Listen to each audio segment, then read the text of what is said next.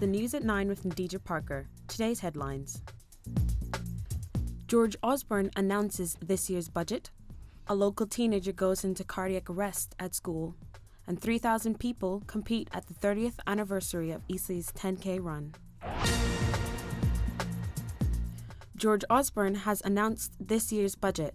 It includes an increase in the threshold for income tax, while bear duty is scheduled to decline. Osborne said that the government's ultimate aim is to build a resilient economy. Eastleigh's Lib Dem MP, Mike Thornton, told us this. We campaigned long and hard to raise the tax allowance so ordinary people don't pay tax, but we've done it. Our aim is to get that up so that no one on minimum wage pays any income tax. 6 people have been arrested following a drugs raid in Winchester. Our correspondent, Mirjam Naustbakken, has more on the story. Police officers forced entry into a home on Stockbridge Road on Thursday afternoon. They found cash and what they believed to be a stash of drugs. 5 men and 1 woman were arrested on suspicion of supplying Class A drugs. This category contains the most dangerous drugs and carries the strictest punishments. Winchester City Council confirms that they are backing a bill which will see 21 Southgate Street converted into 14 student flats. Some aren't happy with the plans, with comments on Hampshire Chronicle's website demanding homes for citizens, not more students. But other residents like the idea. The problem with Winchester is the population is a bit too old. You need younger people to come and live here, so anything at all which changes the demographics is going to be a good thing. With the European elections just weeks away, candidates from all parties have been campaigning in the area. At a local election meeting, we asked UKIP's Diane James if she'd be interested in a leadership position should the party fail to win seats in the upcoming general elections. Would you be interested in standing? No, I would not. Categorically not. Some lucky mothers are being treated to a trip down memory lane this Sunday. The Watercress Line is offering a Mother's Day deal, a steam train ride with traditional cream tea. The journey will span 10 miles from Alresford to Alton. We phoned up events manager Anna Wilson-Barnes. For this year, our cream teas and our lunches have all sold out, and we put on extra coaches as well. It has proven to be really popular. Now we hear about a 16-year-old boy whose life was saved after being revived by a defibrillator at school. Amy, what can you tell us about this? He was in a PE lesson at the time, and the defibrillator had only been fitted a month before. He is in hospital and is recovering well. We've all seen hospital dramas on TV, but in reality, most cardiac emergencies happen far away from any hospitals. And it's not just the older generation who are at risk from suddenly going into cardiac arrest. In the UK, every year, 60,000 people are reported to have a cardiac arrest outside hospitals.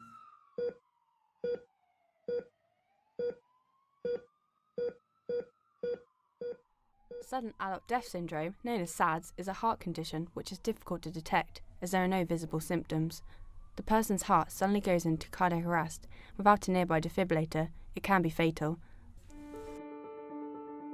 Unfortunately, this was the case for 22-year-old Claire Reid, who died last year as a result of SADS. Her father, Graham Hunter, member of Botley Parish Council, has been campaigning for defibrillators to be installed in public places. So far, at least 4 are going to be installed in the village within the next few months. So the importance in having a defibrillator to improve the survivability after cardiac arrest increases from 25% with CPR alone to over 75%. It's a piece of essential life-saving equipment that should complement and go with any first aid kit. Claire's family have raised over £32,000, some of which has contributed to free cardiac risk screening sessions. To date, we've held 3 sessions at Fleming Park. They have found people at those sessions. Some 2% on average of people that they find from those screenings definitely require some treatment. After Claire's death, the family received intensive health screening sessions. Her brother, Peter, has been diagnosed with a rare genetic heart defect, possibly the same condition Claire had. The consultant has strongly recommended that I get an implantable defibrillator within me. They'll wire that up to my heart.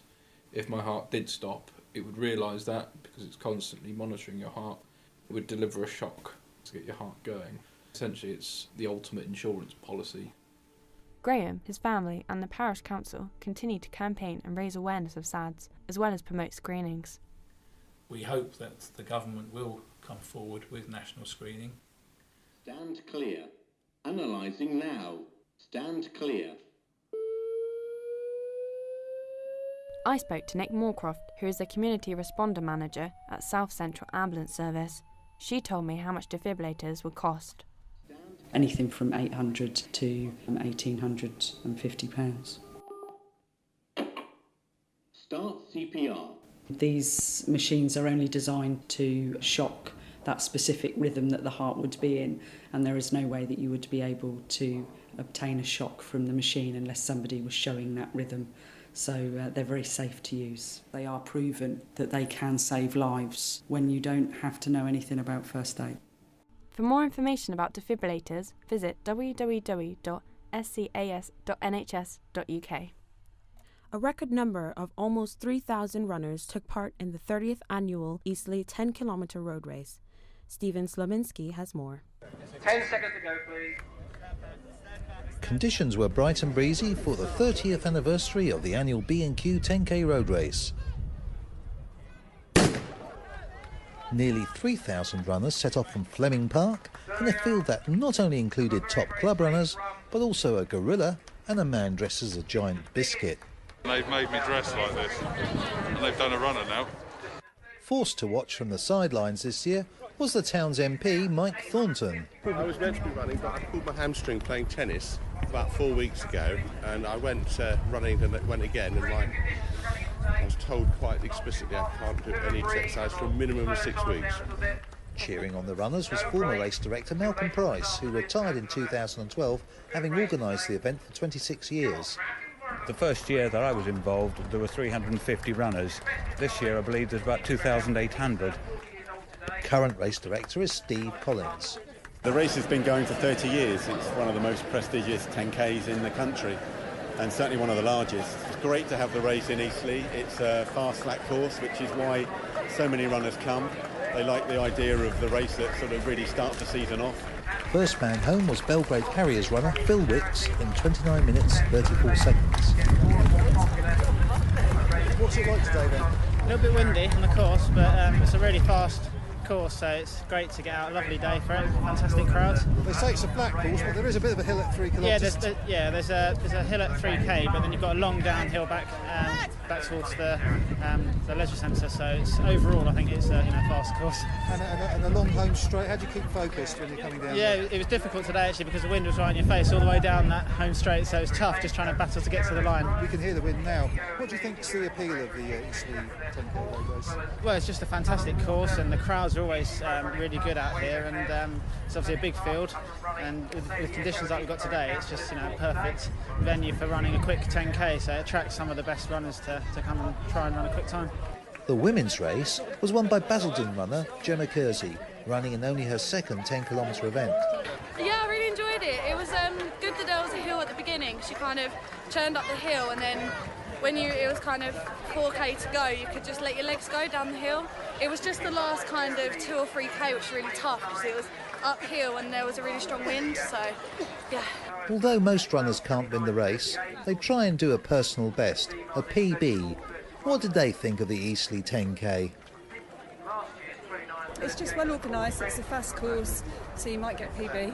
I don't know, it's been going 30 years, hasn't it? So it's just one of the good ones. Yeah, it's a lovely course. There's only a couple of hills, so yeah, it's good. It's local, fast course, friendly, nice. Well, for me it's local, and as it's built up, more and more people, it just attracts more. It's quite flat, fast, a lot of people get PBs on it, so it's a good race to do. It's time, I mean, people try and get a PB, so that seems to be the main sort of incentive to do it. So now you've run it, do you think you'd do it again? I have to think about that. Yeah, I might, but not tomorrow. I'm Nadidja Parker, and that was your news update. The latest from Winchester. Sound Radio News. Sound Radio.